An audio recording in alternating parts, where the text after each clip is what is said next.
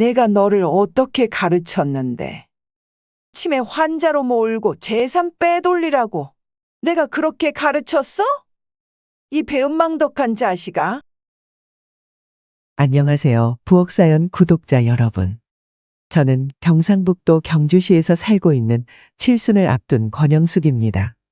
평소 둘째 며느리가 자주 사연을 틀어줘요. 며느리와 함께 울고 웃는 세상 이야기를 듣다가 문득 제 이야기도 보내보고 싶다는 생각을 하게 되었습니다. 앞으로 저에게 남은 시간이 많지 않지만 제 인생의 이야기를 세상에 남기고 싶어 이렇게 며느리의 도움을 받아 사연을 보내봅니다. 사실 그렇게 좋기만 한 이야기는 아니에요. 내 배 아파 낳은 큰아들에게 지독한 배신을 당한 이야기입니다. 아들은 돈이 없어 힘들어지자 저에게 마지막으로 남은 집을 빼앗으려고 했죠. 그놈의 돈이 뭐길래 이렇게 천륜도 다 소용없는지. 지금도 그때 생각을 하면 가슴이 떨리고 식은땀이 납니다. 다행히 지금은 작은 아들 내외와 함께 편안한 노후를 보내고 있지만 예전 생각을 하면 아직도 그 충격이 남아있어 괴로움에 잠을 이루지 못해요. 한 맺힌 사연을 풀어놓는 것만으로 많이 위로가 되고 또 사람들과 이야기를 나누는 것만으로도 마음의 짐을 조금은 털어버릴 수 있다고 하더군요. 사연을 들어보시고 저에게 해줄 이야기가 있다면 어떤 의견이든 좋으니 허심탄회하게 댓글로 남겨주세요. 상처를 입은 제 마음에 큰 도움이 될 것입니다. 저에게는 두 아들이 있습니다. 남편과 중매로 결혼하고 얼마 지나지 않아 첫째를 임신했죠. 옛날에는 시집살이도 심했고 아들을 선호하는 분위기도 강했습니다. 그래서 임신을 하고 아들이 태어나길 얼마나 바랐는지 몰라요. 남편과 중매로 만나 애정 없는 결혼 생활을 하면서 시댁에 자라고 남편에게 사랑받는 아내가 되려고 부단히 노력했습니다. 그러나 언제나 긴장감 속에서 보내는 시간은 많이 힘들었어요. 다행히 빨리 임신이 되었지만 막상 아이를 가지고 나니 아들인지 딸인지 또 걱정이 되더군요. 시어머니도 아들을 은근히 바라셨고 남편도 아들이면 좋겠다고 노골적으로 말하니 부담이 안 될 수 없었죠. 첫 아이가 아들로 태어났을 때 저희 집은 그야말로 잔치집이었습니다. 시부모님도 남편도 고생했다고 따뜻한 말을 해주었죠. 저는 그제서야 이 집의 식구로 인정받는 기분이었어요. 무뚝뚝한 시아버님마저 손주를 품에 안고 환하게 웃으셨으니 얼마나 기뻤겠어요. 그 후 3살 터울로 둘째도 낳았는데 둘째도 아들로 태어났습니다. 두 아이는 한 배에서 태어났는데도 생긴 것부터 완전히 달랐어요. 첫째 아들 재수는 생긴 것도 성격도 남편을 쏙 빼닮아 태어났습니다. 둘째 아들인 민수는 저와 판박이로 생겼을 뿐만 아니라 성격도 재수와는 정반대라 형제가 이렇게 다를 수 있나 싶을 정도였죠. 사내 아이가 둘 있다 보니 그때부터 얼마나 정신이 없었는지 몰라요. 남편 뒷바라지에 시부모님을 모시는 일도 아이를 키우는 일도 해도 해도 끝이 없었죠. 그땐 죽어라 일만 하면서 살았어요. 그래도 다들 그렇게 살았으니 그러려니 했죠. 그런데 남편은 두 아들이 태어나고 나니 딸도 갖고 싶어 했습니다. 이젠 딸도 하나 있었으면 좋겠어. 딸이요? 아직은 글쎄요. 민수를 낳은 지 얼마 되지 않았을 때 셋째 이야기를 꺼내는 남편이 어찌나 얄미웠는지 모릅니다. 집안일이나 아이 키우는 일에는 관심도 없던 남편은 오로지 아이만 찾았어요. 저는 시댁에서 시부모님을 모시고 살며 힘들어도 속을 드러내지 않는 성격이라 힘들다는 이야기도 안 했습니다. 그래도 그 정도는 일일이 말 안 해도 남편이 알 수 있을 거라 생각했는데 그이는 정말 아무것도 도와주지 않더군요. 참 힘든 시기였어요. 그렇다고 자식들이 있는데 말다툼을 할 수도 없었고요. 상황이 이렇다 보니 셋째는 낳고 싶지 않았습니다. 아이들을 재우는 척하면서 남편과 각방을 쓰기 시작했어요. 일부러 아이들 방에서 잔다는 걸 알면서도 남편은 별말은 하지 않았습니다. 원래 말이 없는 사람이니 부부 사이에 시시콜콜 대화하는 일도 없었죠. 남편은 오로지 직장 생활만 해서 돈을 벌었고 저는 아이들만 챙기며 결혼 생활을 이어갔습니다. 살면서 이렇게 사는 게 맞나 하는 생각이 들 때도 있었습니다. 내 인생은 어디에 있나 싶었죠. 하지만 그런 생각이 든다고 해서 다르게 살아갈 뾰족한 방법도 없더라고요. 그렇게 자식들을 생각하면서 참고 묵묵히 살아야 했습니다. 그 와중에 아이들은 건강하게 잘 자랐습니다. 성격이 다른 두 아이는 학교에 들어가면서부터 그 차이가 극명하게 나타나기 시작했어요. 재수는 차가운 성격으로 누가 조금이라도 자기 몫을 가져가는 걸 죽기보다 싫어했습니다. 손해는 절대 안 보는 성격이라 어렸을 때 신경질이 대단했죠. 그래서 친구 관계도 그리 좋진 않았습니다. 반대로 민수는 심성이 착하지만 덤벙대는 사고뭉치였어요. 자기 밥그릇을 챙기기보단 남에게 베푸는 것을 더 좋아했죠. 야무지긴 첫째가 더 야무졌지만 저는 왠지 순둥이 둘째에게 자꾸 정이 갔습니다. 하지만 아이들이 커갈수록 남편은 늘 재수를 예뻐하고 민수는 못마땅하게 여겼어요. 두 아들이 성인이 되자 남편의 편애는 더욱 심해졌습니다. 재수는 4년제 국립대학을 졸업한 후 번듯한 회사에 들어갔어요. 하지만 민수는 회사에 취직하지 않고 시내에서 장사하는 곳을 기웃거렸죠. 남편은 민수가 하는 일이 하나부터 10까지 모두 마음에 들지 않아 했어요. 정상적인 일을 해야지. 술집에서 서빙을 한다고? 이놈의 자식, 당장 집에 들어와. 남편이 민수에게 소리치면 저는 중재하려고 했었죠. 여보, 진정해요. 다 큰애한테 언제까지 그렇게 윽박지를 거예요? 민수도 자기 딴에는 밥벌이 한다고 애쓰는데 그냥 좀 다독여줘요.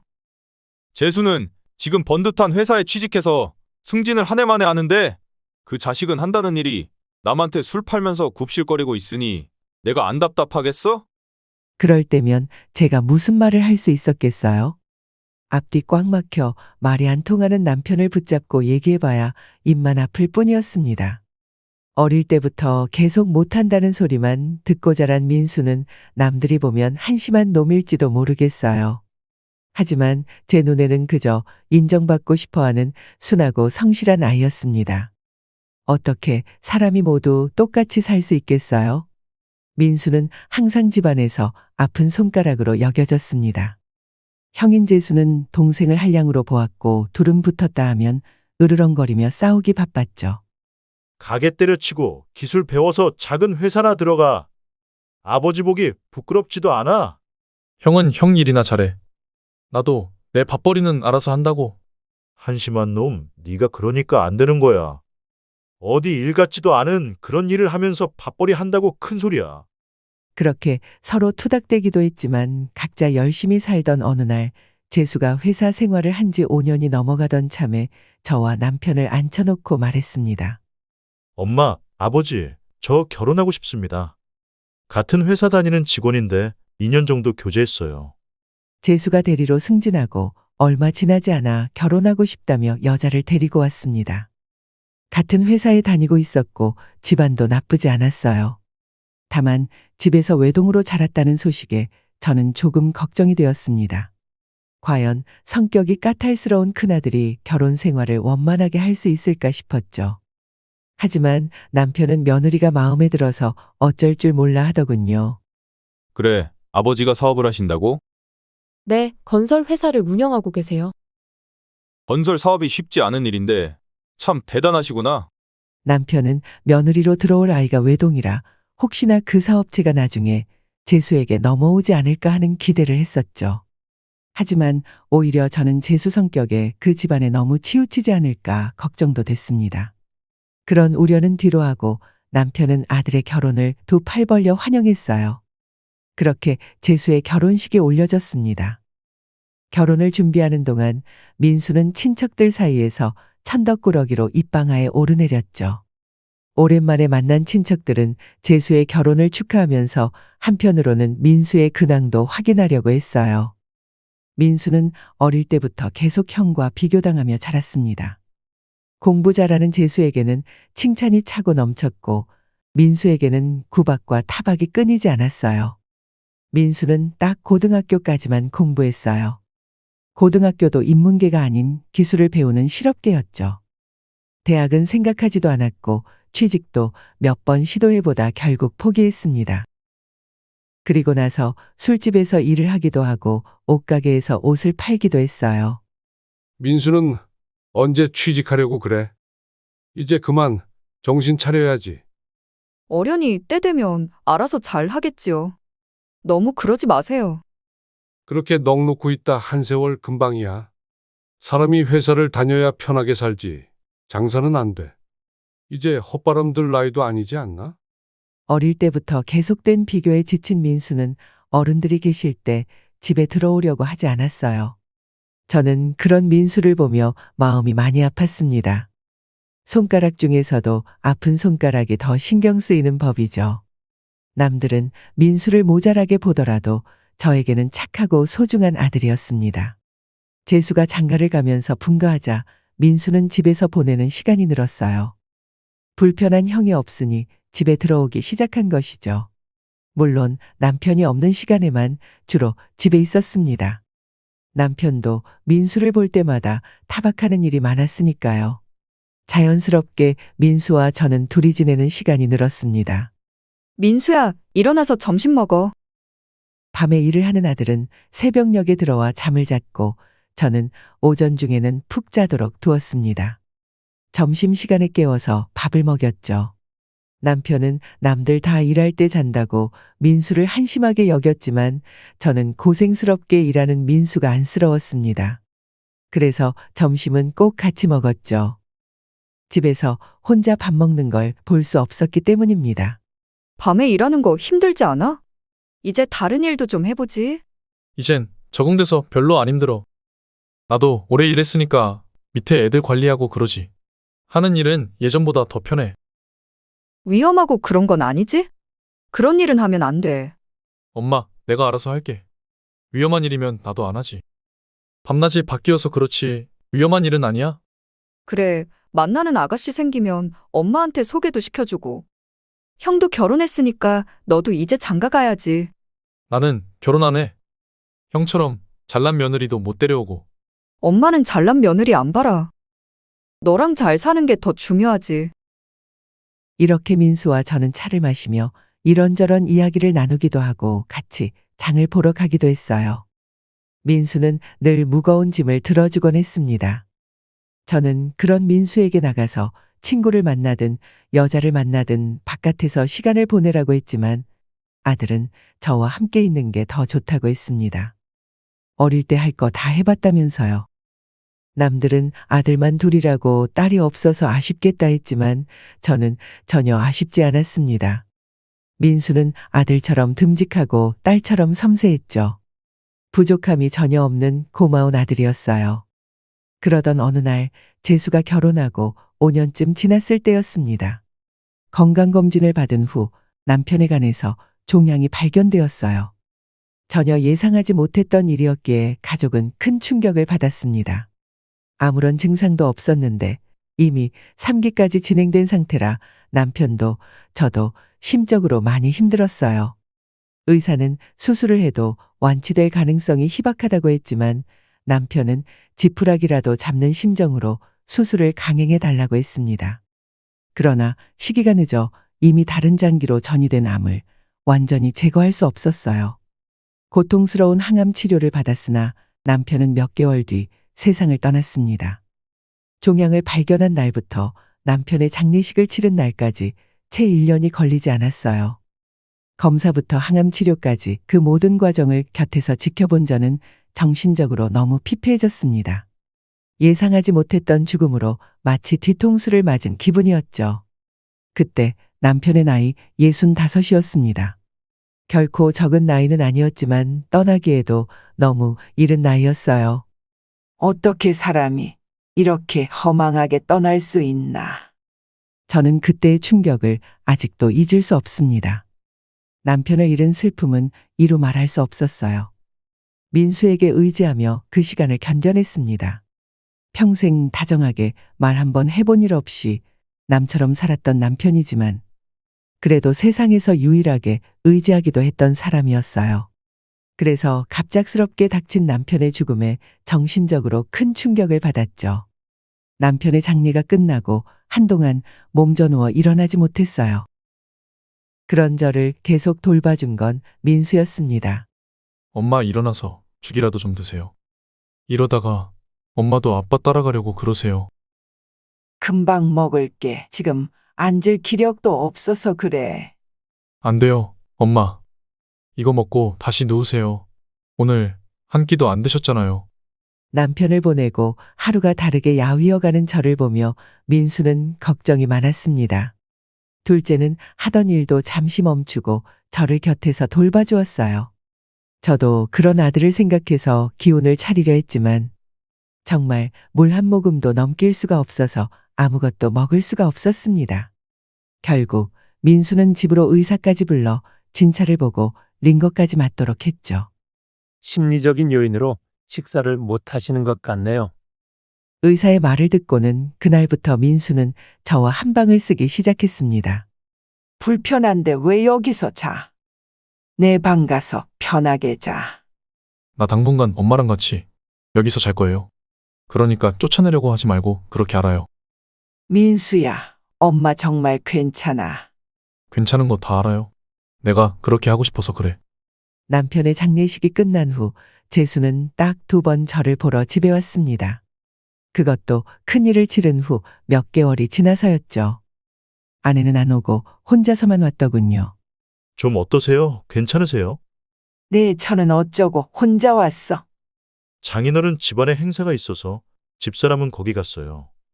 같이 못 와서 죄송하다고 전해달라고 하더라고요. 그리고 이거 재수는 아내의 편을 들며 가지고 온 하얀 봉투를 내밀었습니다.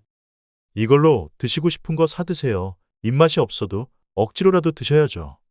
재수가 내미는 봉투를 보며 저는 그저 씁쓸할 뿐이었습니다. 그 무관심한 태도와 말투가 저를 더 아프게 했어요. 하얀 봉투를 받아들며 속으로 깊은 한숨을 쉬었습니다.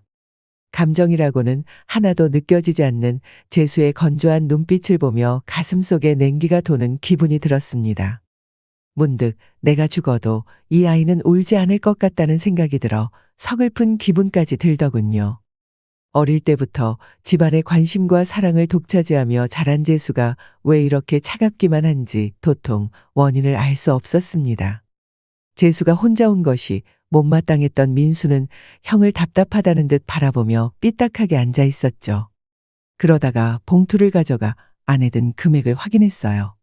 꼴랑 30만 원 넣었어? 아빠 돌아가시고 나서 이제 얼굴 비추면서 그것도 형수는 오지도 않고 너무 적게 넣은 거 아니야? 민수의 비아냥거리는 말투에 재수가 무서운 눈빛으로 동생을 노려보더군요. 그러나 입을 꼭 다물 뿐 별다른 대꾸는 하지 않았습니다. 그래도 챙겨왔으니까 내가 이걸로 엄마 몸보신 시켜드릴게. 근데 다음엔 그 잘난 형수도 데리고 와. 바로 옆 동네에 살면서 얼마나 멀다고 얼굴도 안 비춰? 이건 경우가 아니라고. 재수는 민수의 말을 듣고 기분이 상했는지 얼마 안 있다 가버리더군요.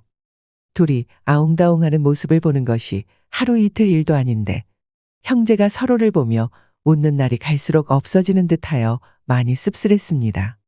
그러나 한편으로는 형을 향해 쓴소리를 해주는 민수가 고맙기도 했어요. 차마 꺼내지 못한 제 마음속에 있던 말을 민수가 대신 해준 것 같았거든요. 재수가 2번째로 왔을 때는 아내를 데리고 왔습니다. 그러나 재수와 같이 온 큰며느리는 그냥 차 한잔 같이 하고 온 지 2시간도 채 되지 않아 가버렸습니다. 벌써 결혼한 지 6년이 넘어가는구나. 아직 아이 계획은 없고? 글쎄요. 저도 재수 씨도 아직 할 일이 많아서요. 요즘에 꼭 아이가 있어야 하는 것도 아니고. 그래도 가정을 이뤘으면 하나쯤 나오면 좋을 텐데. 요즘같이 바쁜 세상에 제 몸 하나 챙기기도 힘든데 무슨 아이까지 낳아요. 어머님, 죄송한데 저 갑자기 약속이 생각나서요. 며느리는 그렇게 말하며 가버렸죠. 재수는 아무 말도 하지 않고 따라 나섰습니다. 그 모습만 봐도 집에서 어떻게 지내고 있을지 눈에 훤히 보였습니다. 제가 재수를 어떻게 키웠는데 정말 부족함 없이 해주려고 애쓰며 키웠는데 아들은 왜 마누라 앞에서 찍소리도 못하고 사는지 기가 막히더군요. 대단한 처가 때문에 기가 눌린 건지 제가 알던 재수의 모습이 아니었죠. 그날 민수가 물었습니다. 형은 맨날 지 혼자 잘난 것처럼 살더니 형수한테는 왜 저렇게 찍소리도 못하고 사는 건지 이해가 안 돼요? 안 싸우고 사는 것도 방법이지. 재수가 알아서 잘하겠지. 안 싸우는 거랑 기죽어 사는 거랑 다르지. 그건 그렇고 너는 30 넘은 지 한참인데 언제 장가 가려고 그래? 만나는 여자 없어? 내일은 내가 알아서 합니다요. 재수가 그렇게 가고 나니 마음이 싱숭생숭했습니다.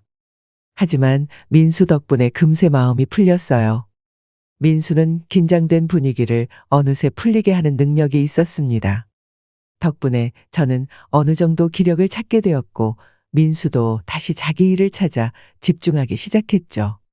저 때문에 한동안 일을 쉬었던 민수는 일자리를 찾아 서울로 가게 되었습니다. 엄마, 나 아는 사람 소개로 서울에 좋은 자리를 하나 얻게 됐어요.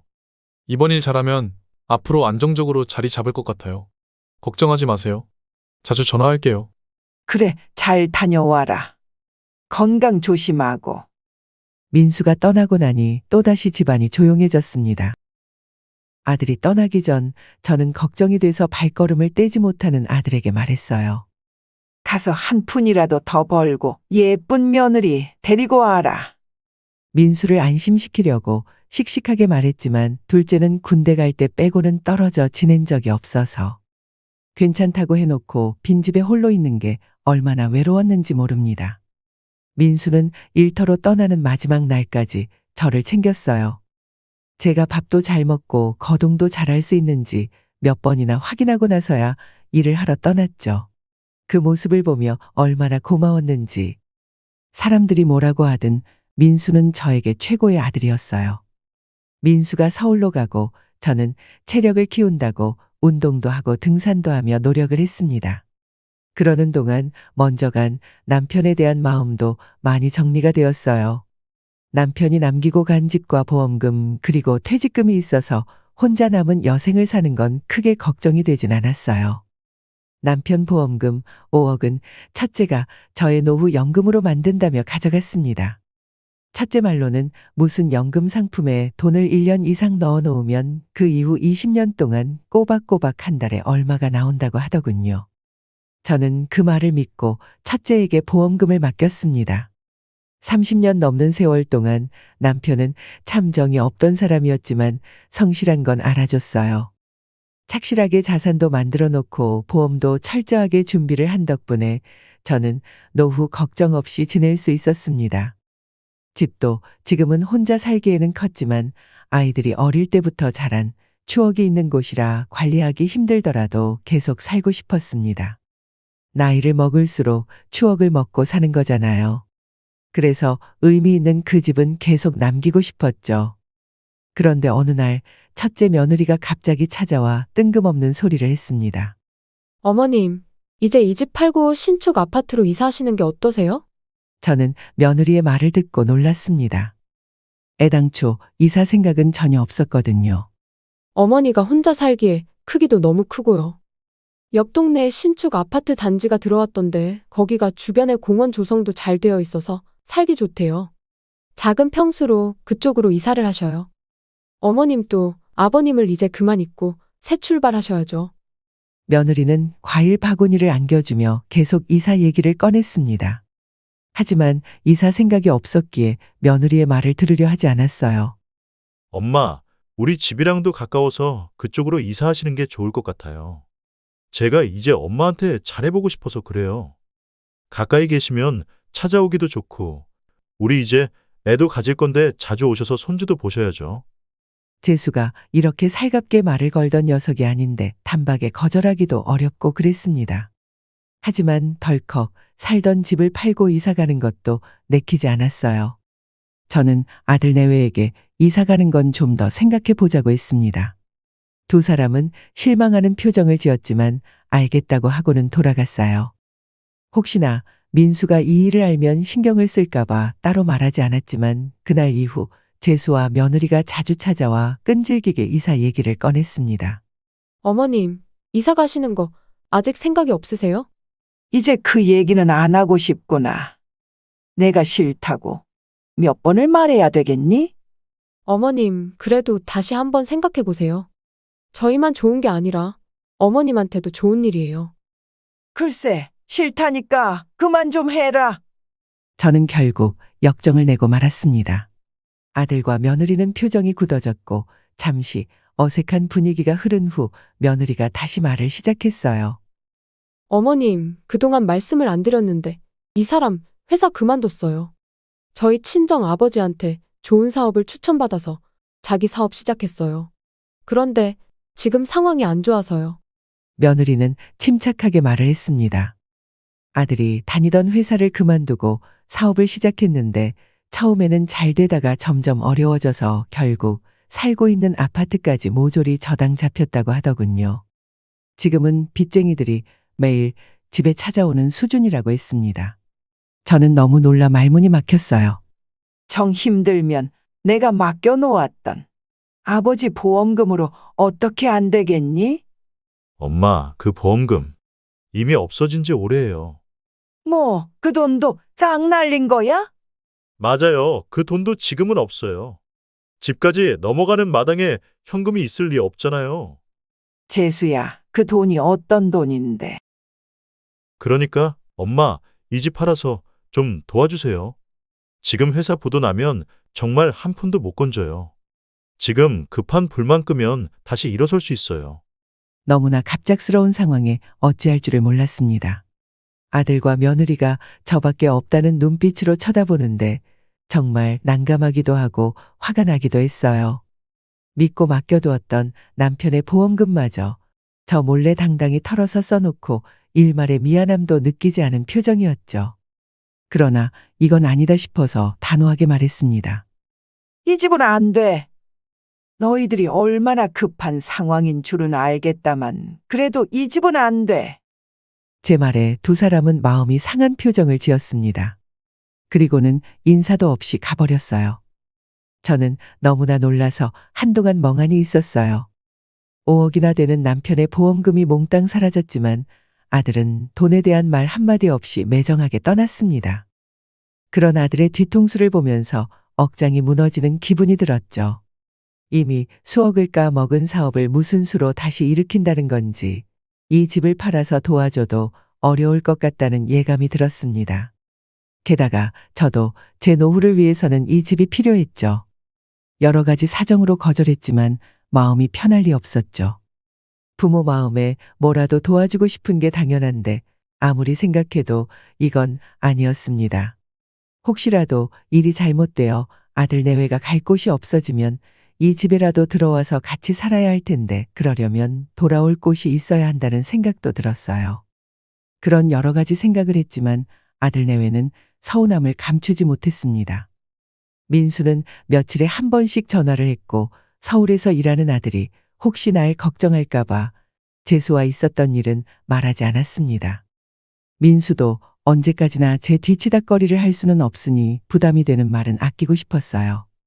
민수는 서울에 일하러 가서 참한 여자를 소개받았다며 나중에 어머니에게 소개시켜 주겠다고 했습니다. 목소리가 온통 들떠서 기분이 좋아 보이더군요. 그 소식이 반갑기도 하고 씁쓸하기도 했습니다. 이제는 나이 먹어가는 일만 남은 저에게 민수의 목소리는 기분 좋게 해주었고 재수의 소식은 마음을 무겁게 했죠. 제가 집을 팔지 않겠다고 단호하게 말한 후 한동안 큰아들 내외는 집에 발걸음을 하지 않았습니다. 그러더니 어느 날 다시 집을 찾아왔어요.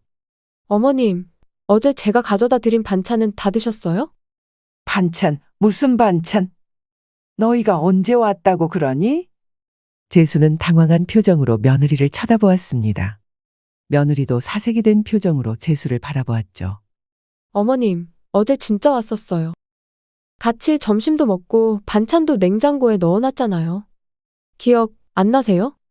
저는 이게 무슨 소리인지 도무지 이해가 되지 않았습니다. 무슨 착각하는 거 아니야? 대체 너희들이 언제 왔다고 그러는 거야?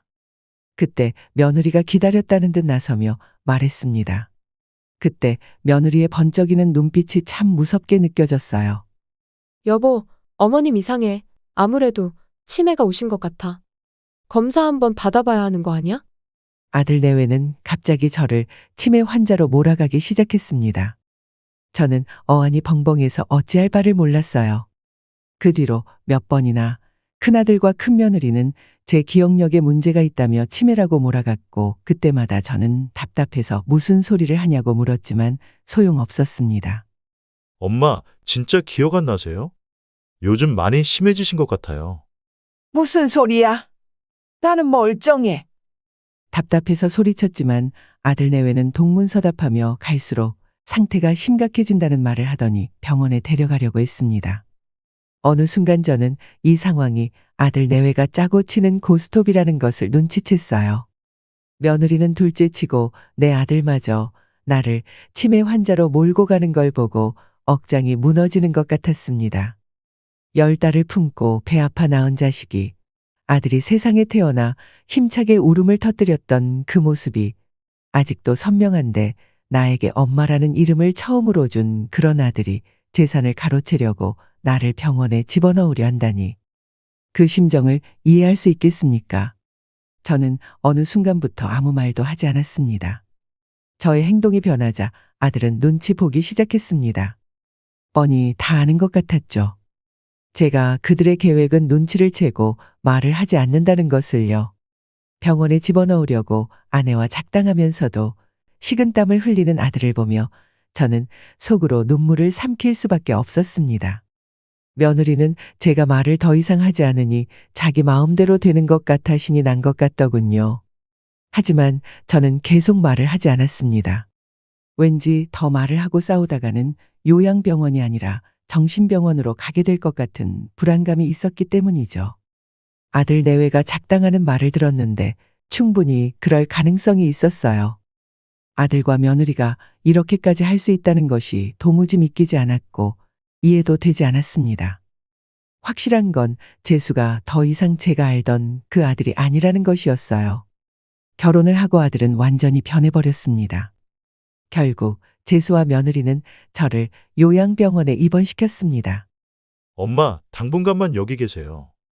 혼자 집에 계시다가 무슨 일이 있을지도 몰라서 제가 불안해서 안 되겠어요. 제 마음 이해하시죠? 재수는 저의 손을 붙잡고 말했습니다. 저는 그저 말없이 눈물만 흘릴 뿐이었죠. 결국엔 이렇게밖에 될 수 없구나 싶어 너무 비참하게 느껴졌습니다. 엄마, 왜 울고 그러세요? 저 불편하게 하려고 일부러 그러시는 거죠? 너는 이 애미한테 한다는 소리가 고작 그런 말밖에 없어? 저는 아들에게 호통을 쳤습니다. 아들은 오히려 자기가 상처받았다는 표정으로 병실을 나가버렸어요. 아들이 가고 난 후 저는 한참이나 혼자 숨죽여 울었습니다. 병실을 같이 쓰는 다른 노인들이 무슨 일인가 싶어 쳐다봤지만 눈물이 그치지 않았죠. 그날 베개가 흠뻑 젖을 때까지 밤새도록 그렇게 울었습니다. 아픈 사람들이 가득한 요양병원에서의 생활은 아무런 재미가 없었습니다.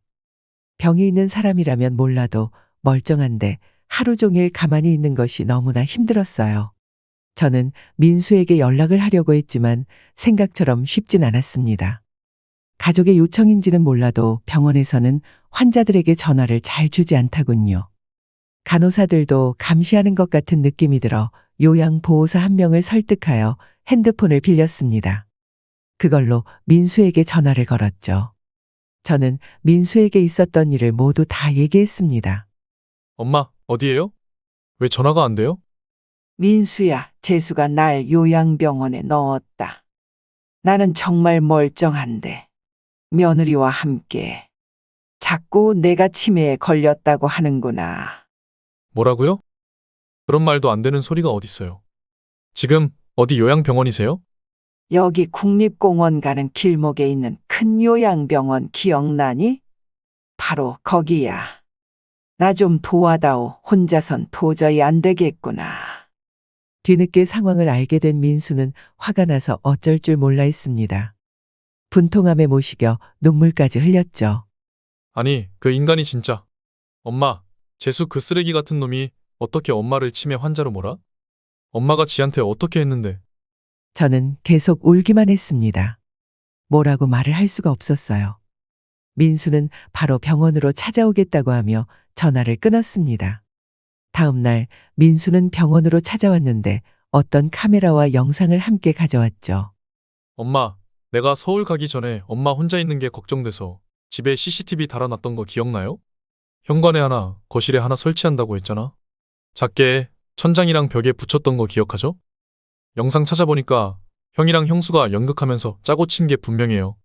민수는 서울로 일을 떠나기 전에 늙은 어머니가 혼자 집에 있는 게 불안하다고 CCTV를 설치한다고 했던 것이 그제야 생각이 나더군요. 제가 불편해할까봐 가장 작은 크기로 있는지도 없는지도 모르게 설치한다는 것도 함께 생각났습니다. 저도 내내 보이지 않아 까맣게 잊어버리고 있었어요. 집 현관과 마당 그리고 거실 한쪽에 설치되어 있어서 재수 내외가 나눈 대화가 모두 녹음되어 있었습니다. 민수가 저에게 다가와 말했습니다.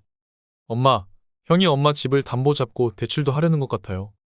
내가 은행에 확인해 보니까 아직 대출은 안 나온 것 같은데 무슨 수를 써야 될 것 같아요.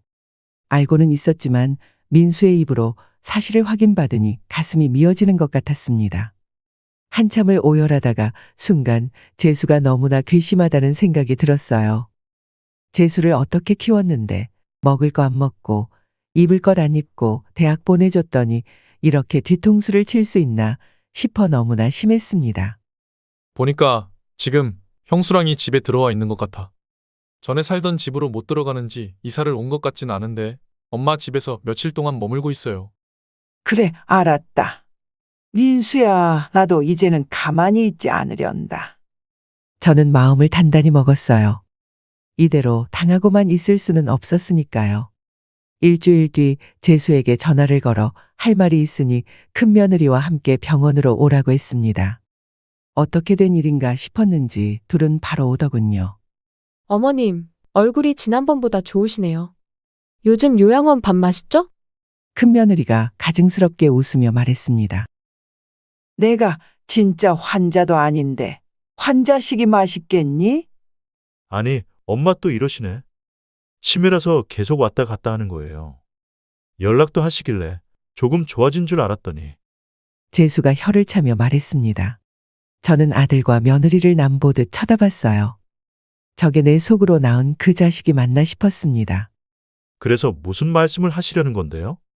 저희는 왜 부르셨어요? 저희 바빠요. 할 말 있으면 빨리 하세요. 기다려봐라. 올 사람이 있으니까. 저는 침착하게 대답했습니다. 둘은 무슨 말인가 싶어 궁금해했죠. 곧 민수가 병실로 들어왔고 심상치 않은 분위기에 병실에 있는 못 웃은 사람이 저희를 주시하고 있었습니다. 민수는 형과 형수를 보고 인사도 없이 벌레 보듯 쳐다봤고 재수는 민수를 보며 못마땅한 표정을 지었습니다. 둘을 번갈아 보다가 저는 입을 열었습니다. 그래, 너희들 내 집에서 지금 머무르고 있다고. 아니, 어머니, 무슨 말씀을 그렇게 하세요? 저희가 어머님 집 관리해드리는 거예요. 마침 저희 집을 이번에 팔려고 정리 중이에요. 어차피 앞으로 어머니 모셔야 하니까. 말이 관리지 본인들이 꿰차겠다는 말을 빙빙 돌려 하는 며느리를 저는 가소롭게 쳐다봤습니다. 관리 같은 거 필요 없으니 너희들 그 집에서 당장 나가라. 나가라뇨? 어차피 지금 엄마는 병원에 계시잖아요. 엄마, 치매 증상 나아지면 퇴원하시고 되면 저희가 모실게요. 그러니까 그동안 그 집은 저희가 잘 관리하고 있을게요. 저는 민수에게 받은 등기 권리증을 보여주었습니다. 그 집 이제 민수 거야. 내가 민수한테 집 다 물려줬다. 그러니까 너희들은 남의 집에 있지 말고 나가라고. 아니, 저한테 말도 없이 이러는 법이 어디 있어요? 왜 마음대로 명예 이전을 해요? 그래요, 어머님, 저희도 엄연히 상속자인데. 너희들은 아버지 보험금 다 가져갔잖아. 그러니 당연히 집은 민수 거지. 왜 그걸 토다는 거야? 경주에 있는 집 팔아봤자 내가 가져간 5억도 절반도 안 된다. 재수야, 내가 너를 어떻게 가르쳤는데 네 치매 환자로 몰고 재산 빼돌리라고 내가 그렇게 가르쳤어? 이 배은망덕한 자식아. 저는 흥분해서 언성을 높였고 병실 사람들이 수군거리는 소리가 들렸습니다. 엄마, 무슨 말을 하시는 거예요? 엄마, 사람들이 오해해요. 엄마 치매라 또 오락가락 하시나 보다. 형, 내가 집에 CCTV 설치했어? 거기에 형이랑 형수 얘기하는 거 다 녹음됐어. 뭐, CCTV가 있다고? 어디에? 거짓말하지 마. 그런 건 못 봤어. 재수와 큰며느리의 얼굴이 사색이 되었습니다. 둘이 대화했던 내용이 무엇인지 다 아는 눈치였죠. 다행히 재수와 며느리는 CCTV의 존재를 눈치 못 챈 듯 믿을 수 없다는 표정을 지었습니다. 그런 그들에게 민수는 자신의 핸드폰에 저장된 영상 하나를 큰 소리로 재생했어요. 알겠지? 반찬 전에 놔둔 거 물어보면서 기억 못 하시냐고 몰고 가야 해. 반찬통은? 괜찮아. 어머니 집 반찬통 많잖아. 어머니도 다 모르셔. 아무거나 잡아들고 그거 우리 거라고 해. 그리고 어머니가 뭐라고 하시면 그것도 기억이 잘못된 거라고 하면 돼. 그 영상에서 큰아들 내외의 끔찍한 대화가 여과 없이 흘러나왔죠. 두 사람은 얼굴이 새빨개진 채 어떤 말도 못하고 있습니다. 민수가 이어 말했습니다. 나 대화 듣고 소름 끼쳤어. 둘 다 멀쩡하게 생겨서 속은 어쩜 그리 악랄한지. 사람의 탈을 쓴 악마가 있다면 여기 있을까 싶더라고. 그리고 형수님, 결혼하고 나서 저희 집에 해준 것도 별로 없는 걸로 아는데 기어이 시어머니를 치매 환자로 만들어서 재산까지 빼돌리려고 해요? 도련님, 말씀이 좀 심하신 거 아니에요? 그리고 치매 환자로 만든 게 아니라 치매라 병원에 모신 거죠. 반찬 이야기는 맞지만 어머니가 평소에도 기억이 가물가물하셨어요. 저희는 그냥 병원에 빨리 모시기 위해 조금 애쓴 것뿐이에요. 큰며느리는 적반하장으로 나오더군요. 뻔히 영상이 있는데 그마저도 인정하지 않고 뻔뻔하게 고개를 치켜들고 있었습니다. 그 모습을 보니 어이가 없으면서도 화가 치밀어 올랐어요. 며느리가 처음 집에 인사 왔을 때 집안 좋다고 좋아하던 남편이 떠올랐습니다. 그 뒤로도 남편이 며느리 비위를 맞추려고 했던 모습도 기억나 이미 죽고 없는 사람에게 속으로 비웃었죠. 나는 이제 너랑 연 끊고 싶다. 더 이상 나는 내 엄마 안 할 거야. 그러니까 너도 내가 죽었다고 생각해. 그냥 서로 없는 사람처럼 살자. 제가 말하자 재수가 깜짝 놀랐습니다. 아무리 자신이 못되게 굴어도 결국엔 항상 자신의 편이 되어 주던 어머니였으니 재수는 당황하더군요. 충격을 받은 재수가 저에게 다가와 무릎을 꿇었습니다. 어릴 때를 제외하고는 한 번도 남들 앞에선 울지 않던 그 도도한 재수가 눈물 콧물 범벅이 되어 잘못했다고 빌었어요.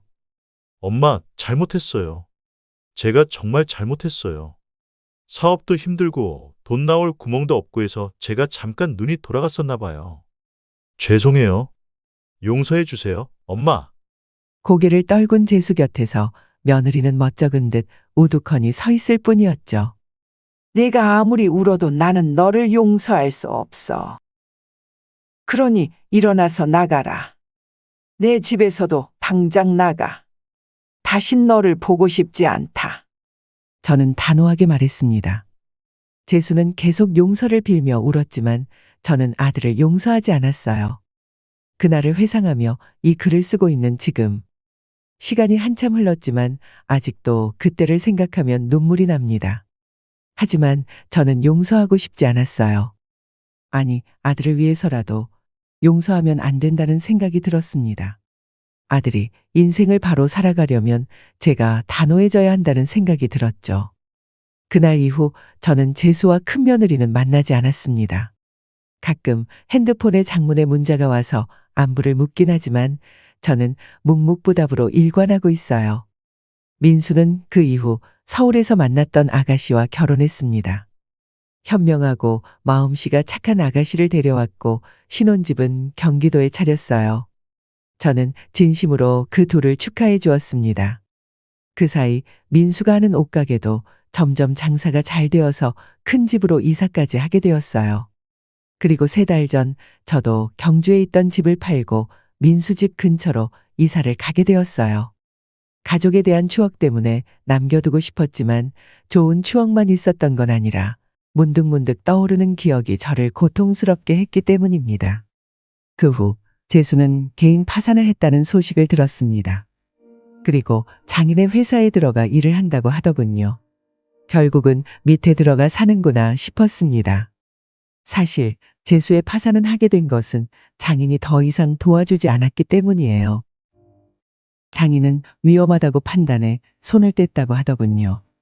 그래서 결국 저에게까지 손을 벌렸던 모양이에요.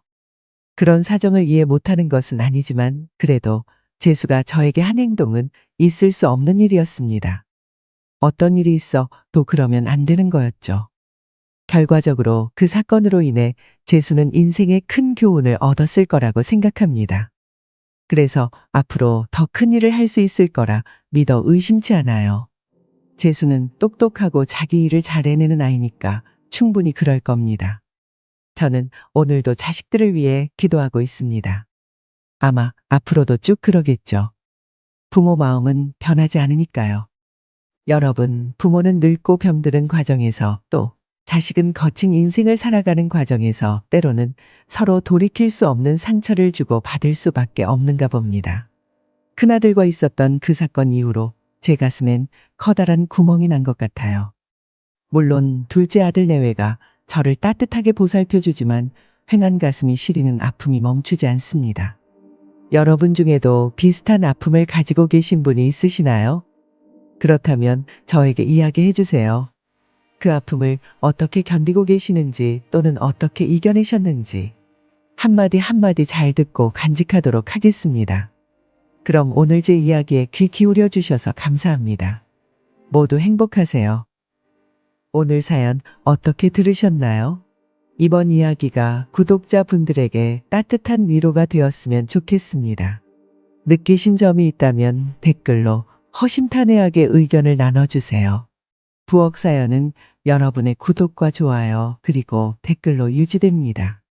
앞으로 더 좋은 사연으로 찾아뵐 수 있도록 많은 도움을 부탁드려요.